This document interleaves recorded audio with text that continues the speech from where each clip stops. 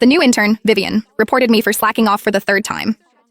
Mr. Hayes said no one is allowed to eat snacks, drink water, or use their phones at their desks.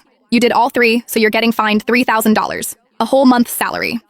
Looking at her young, refined face, I smiled. With CEO Sebastian Hayes backing her, she ran rampant throughout the company. But she didn't know that I was the largest shareholder. What right did she have to report me? My name is Laura, and I'm 38 years old.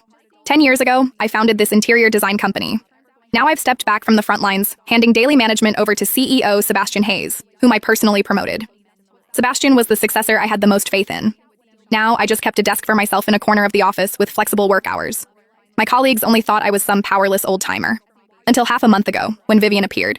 She was personally escorted into the design department by Sebastian. This is Vivian, an honors graduate from an Ivy League school. She'll be joining our design department from now on. Everyone, please help her get up to speed. Sebastian's tone was full of admiration.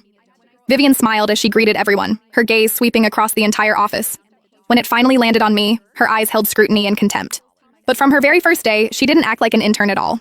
She complained the company-issued computer was outdated and demanded the latest model. She complained the coffee beans in the break room weren't good enough, and the next day had a colleague go buy freshly ground Blue Mountain coffee. When people whispered about it, she heard them and just smiled faintly.